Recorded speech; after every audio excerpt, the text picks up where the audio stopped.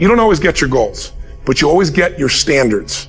Everybody in life gets their musts. They don't get their shoulds.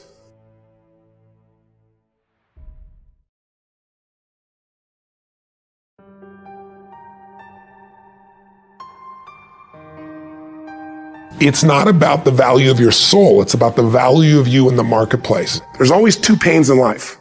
There's the pain of discipline or there's the pain of regret. It's not what happens that determines the quality or the quantity of your life. It's not what happens. And the reason is because what happens to about everybody. No different. The sun went down on all of us last night. A common event, a happening. And I found out that the same things can happen to two different people. One gets rich and one stays poor. Why is that? It's because it's not what happens, but rather it's what you do that changes everything. What's an area of your life right now that you really want to improve? What's an area that's important to improve? Your body's great. How about your career? Career's great. How about your relationships? Intimate one especially, or your kids, or your relationship with your creator, spiritual side of your life, or is it your finances? Figure an area that really matters. Decide on that area. I say to people, you got to participate in your own rescue. You've got to retool yourself. Lasting change is different than a goal. You don't always get your goals, but you always get your standards. Everybody in life gets their musts. They don't get their shoulds. Most people have a list of shoulds, don't they? Don't you have a list of the shoulds, things you should do, you should follow through on? I should lose some weight, I should work out more, I should make more calls, I should respond more rapidly to my email, whatever, you know? I should get into the office earlier, I should be, more confident. Whatever your should list is, people love to have their should list be met, but it's kind of like New Year's resolutions. If it does, it's really exciting, but if it doesn't, which is most of the time, it's a little disappointing, but you kind of know it's not going to happen. But when you decide something is a must for you, an absolute must, when you cut off any possible, you say, I'm going to find the way or I'm going to make the way. Human beings, when they resolve things, when they make a real resolution inside themselves, which is they raise the standard and they make it a must, they find the way. Everything in life is always changing. We don't have to work on change. Change is automatic, but progress is not.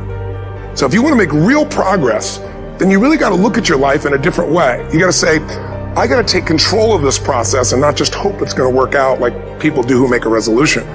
My mom was a powerful woman, so she kicked my forefather out, whose name I carry, and he adopted me. And when he went out, she decided it wasn't his side, so she kicked me out too by chasing me out with a knife. And I wasn't worried she was going to stab me or anything, but I decided this is freedom. And I've got to find a way to make my life work. But I had no money. I had a 1960 Volkswagen I worked $40 a week as a janitor to buy and pay for. And so I had no car, I had no money, I had no anything. I went and slept in a person's laundry room, and then I decided I've got to figure out what to do, and I needed to feed my mind because I was so depressed, I was so overwhelmed. I'm missing my brother and sister and feeling just completely out of sorts. So I got on a bus and I traveled 14 miles, I remember, because I ended up running it one time. And I went to this bookstore and I bought this book called The Magic of Believing by Claudia Bristol. It's the first real book other than maybe Think and Grow Rich or Emerson's essays. And I started on this journey of saying every single day I'm going to feed my mind. I'm not going to hope good thoughts show up. I'm going to read biographies. I'm going to find out what makes people tick. I'm going to understand what makes me tick. And I wanted to read a book a day, but I didn't do that. I took a speed reading class and I read 700 books over 7 years. And they were all personal development, human development, psychology, physiology. And what I try to do is take anything that I learned and apply it.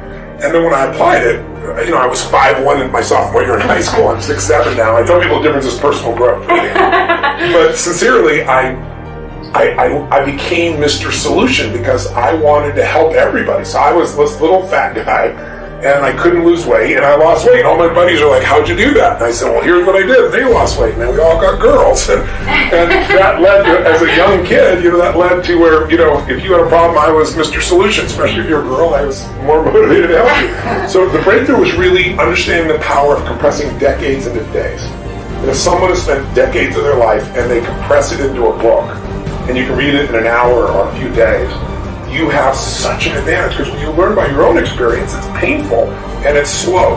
When you learn by other people's experience, everybody knows in the financial world, other people's money is leverage, right? Well, other people's experience is more powerful than other people's money, because you can have the money and lose it. But if you get the experience, you can change it all. So I think that was the beginning for me, and it set me on a lifelong path of hunger. I've never lost my hunger.